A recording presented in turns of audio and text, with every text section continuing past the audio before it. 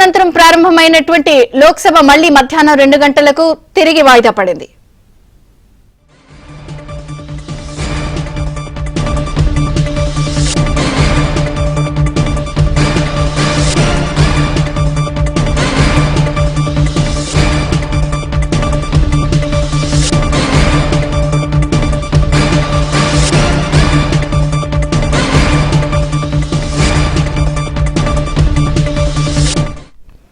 లోక్సభ మరోసారి వాయిదా పడింది. ఈ రోజు ఉదయం నుంచే కూడా విపక్షాలు ప్రతిపక్షాల నిరసనల మధ్య హోరెత్తినటువంటి సభ పదే పదే వాయిదా పడుతూ వస్తోంది. అయితే స్పీకర్ ఆపరేషన్ సింధూర్ పై ఇప్పటికే అనుమతి ఇచ్చారు చర్చకి. కానీ అయినప్పటికీ కూడా విపక్ష సభ్యులు ఆందోళన కొనసాగిస్తున్న నేపథ్యంలో మళ్లీ మధ్యాహ్నం 2 గంటలకు లోక్సభ వాయిదా వేస్తున్నట్టు స్పీకర్ ప్రకటించారు.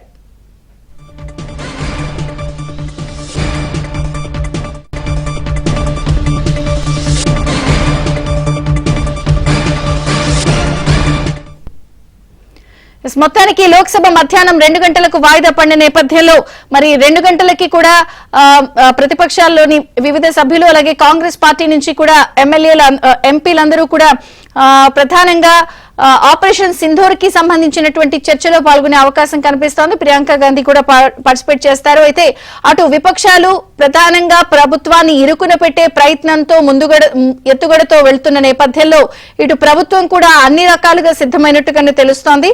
అప్డేట్స్ ఢిల్లీ నుంచి సతీష్ అందిస్తారు. Satish, please continue. విజయ్ చంద్రిక, సభ 1 గంటకు ప్రారంభమైన వెంటనే తిరిగి సభ్యుల ఆందోళన నడుమ 2 గంటలకు వాయిదా పడింది. లోక్సభ స్పీకర్ మొదటి నుంచి కూడా చెప్తాను, సభను సజావుగా జరగనీయండి. ప్రధానంగా ఆపరేషన్ సింధూర్ పైన ఇరు వర్గాలు కూడా అంగీకారం తెలిపిన తర్వాతకే బీఎస్సీ సమావేశంలో ఒక చర్చకు అందరూ ఓకే చెప్పిన తర్వాతకే దాదాపు 16 గంటల పాటు కూడా ఆపరేషన్ సింధూర్ని ఏ విధంగా నిర్వహించాము, భారత ప్రభుత్వం ఏ విధంగా చాలన తీసుకుందో, ఆపరేషన్ సింధూర్లో ఏ విధంగా ఉగ్రస్థావరాలు మట్టుబెట్టామన్న అంశంపైన ఇప్పటికే కేంద్ర ప్రభుత్వం చర్చకు సానుకూలంగా స్పందించి దాదాపు 16 గంటల పాటు కూడా లోక్సభలో చర్చించేందుకు కూడా సిద్ధంగా ఉన్నామని కూడా ఇప్పటికే ప్రకటన చేసింది. దానిపైన కేంద్ర రక్షణ శాఖ మంత్రి రాజ్నాథ్ సింగ్ నేతృత్వంలో ఈరోజు 11 గంటలకు కూడా చర్చను ప్రారంభించే 12 గంటలకు చర్చను ప్రారంభించే సందర్భంలో కూడా సభలో వరుసగా ఒక్కసారి బీహార్ ఓటర్ల జాబితా సవరణకు సంబంధించి దాన్ని పూర్తిగా కూడా నిలిపివేయాలని సభ్యులంతా కూడా డిమాండ్ చేశారు. కానీ మొదట ఆపరేషన్ సింధూర్ పైన చర్చించేందుకు అంగీకారం తెలిపారు. ఆపరేషన్ సింధూర్ పైన మొదట చర్చ జరగనివ్వండి, అనంతరం బీహార్ ఓట్లకు సంబంధించిన అంశంలో కేంద్ర ప్రభుత్వ వైఖరి ఏంటి, దాని మీద ఏం చేస్తుందనే అంశంలో కూడా స్పీకర్ ఈ 2 అంశాలను లేవనెత్తిన సందర్భంలో సభ్యులు మాత్రం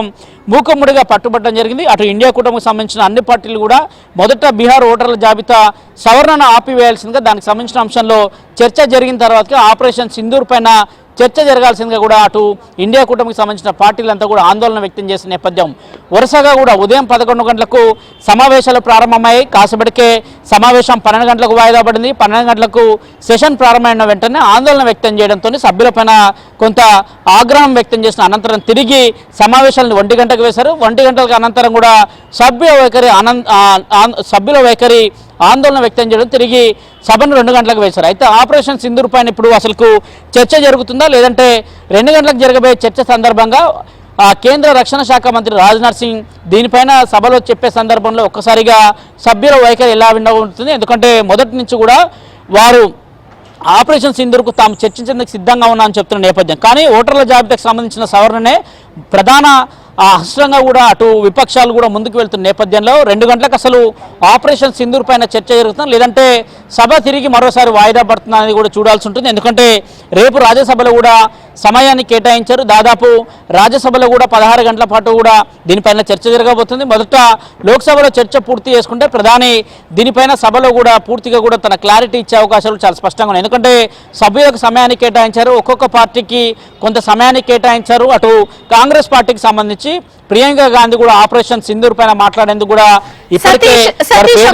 క్లారిటీ ఇవ్వండి. ప్రధానంగా రక్షణ మంత్రి, హోంమంత్రి, విదేశాంగ శాఖ మంత్రి కాకుండా ఎవరైతే ఒక టీం కేంద్ర ప్రభుత్వాన్ని రిప్రజెంట్ చేస్తూ ఆపరేషన్ సింధూర్ పై ప్రపంచ దేశాలన్నిటికీ కూడా వెళ్లి తమ వాదన వినిపించారో వాళ్ళు కూడా మాట్లాడే అవకాశం ఉందా సభలో?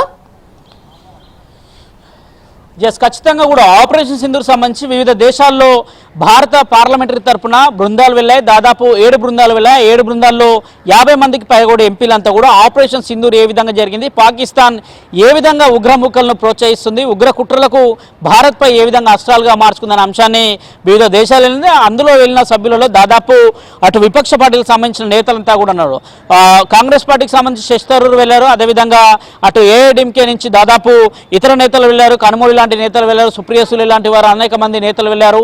తెలుగుదేశం పార్టీ నుంచి లావు శ్రీకృష్ణదేవరావు లాంటి వెళ్ళారు. వీళ్ళందరూ కూడా భారతదేశం ఏ విధంగా ఉగ్రవాదంపై పోరాడుతుందనే అంశాన్ని కూడా స్పష్టం చేశారు. ఇటీవల వారు వచ్చిన సభ్యులందరూ కూడా ధన్యవాదాలు తెలుపుతూ లోక్సభలో కొంత వారి నేతలు కూడా మాట్లాడితే బాగుంటుందని కూడా సూచనలు కూడా చేశారు. వాళ్ళందరూ కూడా ఆపరేషన్ సింధూర్ చర్చ జరుగుతున్న సందర్భంలో వారి యొక్క ఎక్స్పీరియన్స్ కావచ్చు, భారత్ ఏ విధంగా ఆపరేషన్ సింధూర్ నిర్వహించింది, ఆ అంశాలని ఇతర దేశాల వేదికగా ఏ విధంగా వెల్లడించారో వారు కూడా ఈ సమావేశంలో మాట్లాడేందుకు చాలా స్పష్టంగా కూడా వారికి కూడా సమయాన్ని కేటాయించారు. మొదట పార్టీల వైజ్గా సభ్యుల సంఖ్య వైజ్గా మాట్లాడిన అనంతరం వివిధ రూపాల్లో అక్కడికి వెళ్ళి ఎవరైతే ఆపరేషన్ సింధూర్ గురించి చెప్పారో వారికి కూడా సమయాన్ని అటు లోక్సభ కూడా కేటాయించింది. అనంతరమే వీటన్నిటికీ సమాధానం చెప్తూ కూడా ప్రధాని మోదీ మాట్లాడాల్సిన అవకాశం ఉన్న నేపథ్యంలో పూర్తిగా ఒక్కసారిగా బీహార్ ఓటర్ల జాబితా సవరణకు సంబంధించిన దాన్ని నిలిపివేయాలంటూ విపక్షాలు డిమాండ్ తీసుకొచ్చిన నేపథ్యంలో కొంత సభ గందరగోళం అయితే నెలకొన్న నేపథ్యం.